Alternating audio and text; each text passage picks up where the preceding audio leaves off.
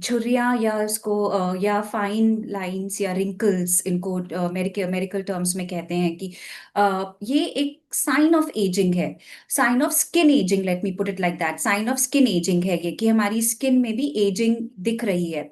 Now ये एक mild creases होती हैं स्किन में, जो कोलेजन लॉस, इलास्टिन लॉस के कारण हो जाती है। ये दोनों कोलेजन और इलास्टिन स्किन के इंपॉर्टेंट कंपोनेंट्स हैं, तो उनके लॉस से ये क्रीजेस हमारी स्किन पे हो जाती है।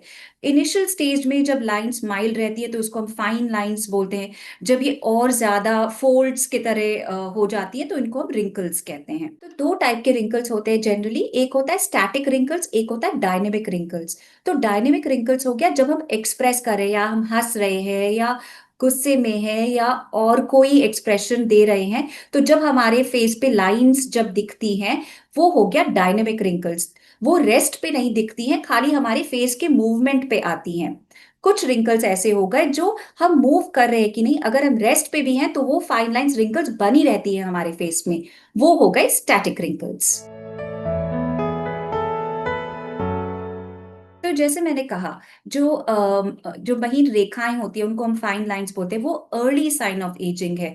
वो अभी तक अगर उनको ऐसे ही छोड़ दिया जाए, उनका कुछ भी अगर हम ध्यान नहीं दे रहे हैं, तो ये डीप होके रिंकल्स में क्रिएट हो जाती हैं। तो फाइन लाइंस को हम early part, kind of early part of skin ageing बोल सकते हैं। रिंकल्स और advance part of skin ageing हो गया। फाइन लाइंस और रिंकल्स जो होते हैं, ये एक्चुअली एक साइन ऑफ स्किन एजिंग होते हैं।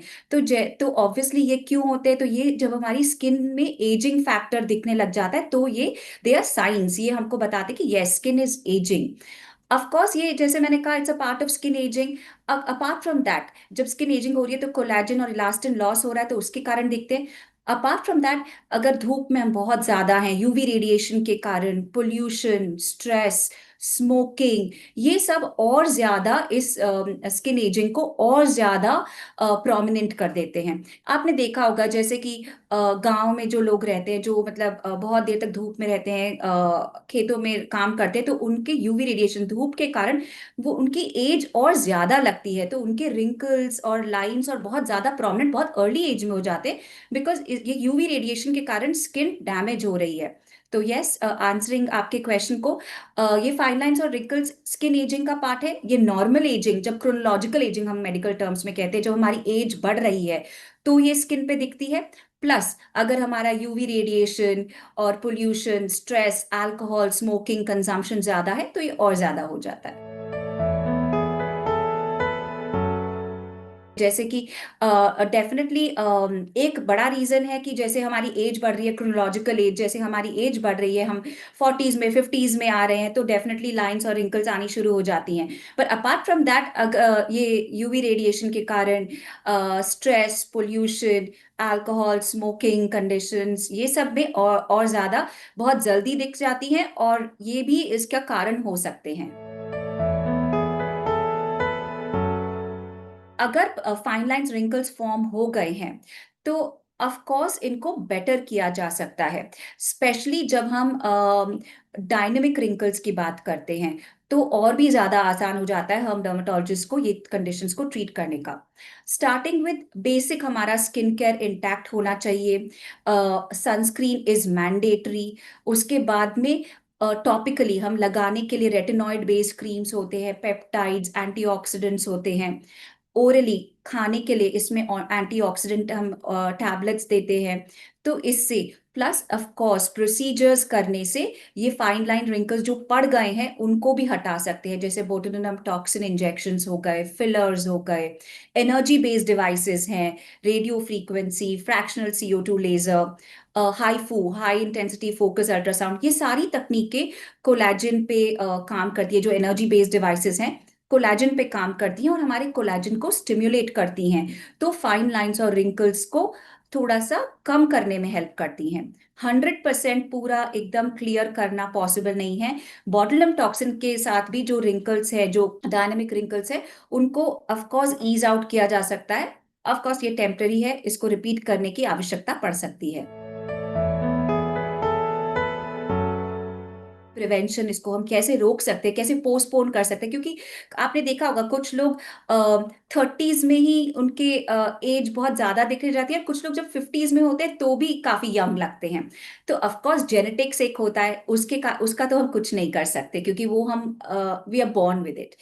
नेक्स्ट हो गया, इसके लिए अगर हम अपने डाइट पे फोकस करें तो विटामिन ए, सी, ई। तो विटामिन ए कोलेजन को प्रोड्यूस करता है, विटामिन सी एंटीऑक्सीडेंट है, फिर ओमेगा 3 फैटी एसिड्स, ये सब हेल्प करते हैं। वैसे भी अपने को न्यूट्रिशन पे फोकस करना चाहिए, हम हाई प्रोटीन डाइट ले, सारे बैलेंस डाइट ले। हाइड्रेशन सेकंड बहुत इंपॉर्टेंट है कि हम एनफ वाटर कंज्यूम करें। तीसरा हो गया, अपने आप को फिजिकली एक्टिव रखे, कुछ न कुछ व्यायाम या जिम जा रहे हैं या जो भी स्पोर्ट्स खेल रहे हैं, कुछ न कुछ अपने आप को फिजिकली एक्टिव रखे। स्ट्रेस, स्ट्रेस तो आज के लाइफ में सिनोनिमस हो गया है, तो स्ट्रेस पे फोकस करें, मेडिटेशन, योगा या ब्रीदिंग एक्सरसाइजेस करके स्ट्रेस को कंट्रोल में रखें। स्मोकिंग और अल्कोहल का सेवन कम करें या न करें। तो ये सब हमें हेल्प कर सकता है।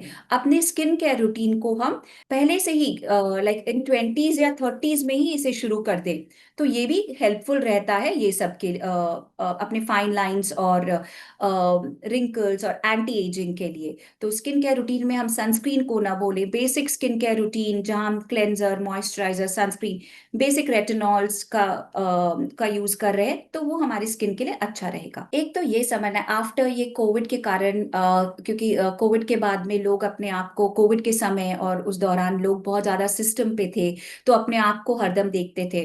तो उसके बाद में हमारे पास काफी लोग आए थे कि मुझे ये ठीक नहीं लग रहा स्किन में, ये मुझे लाइंस मुझे ज्यादा लग रही है या पिगमेंटेशन ज्यादा लग रहा है, जो भी। तो एक तो ये है कि हमें ये एक्सेप्ट करना होगा कि स्किन को हम बेटर कर सकते हैं, बट इसके कारण हम बहुत ज्यादा डिप्रेशन में चले जाए, इसके कारण हम अपने शेल में चले जाएं, बहुत एंग्जाइटी ले ले, ये सब जरूरी नहीं है। बट एक एक्सपर्ट को अप्रोच करें, डर्मेटोलॉजिस्ट को अप्रोच करें, जो आपको करेक्ट स्किन केयर रूटीन दे सके। आप अपनी तरफ से, जैसे मैंने कहा, अपनी डाइट, हाइड्रेशन, एक्सरसाइज पे फोकस करें, तो ये सब काफी हद तक हेल्प करेगा। और आज के दिन में टेक्नोलॉजी इतनी एडवांस हो चुकी है कि बहुत सारी चीजें हैं, injections like botulism toxin fillers, जो मैंने बात किया, एनर्जी बेस्ड डिवाइसेस हैं जो इस चीज को रेक्टिफाई कर सकती हैं।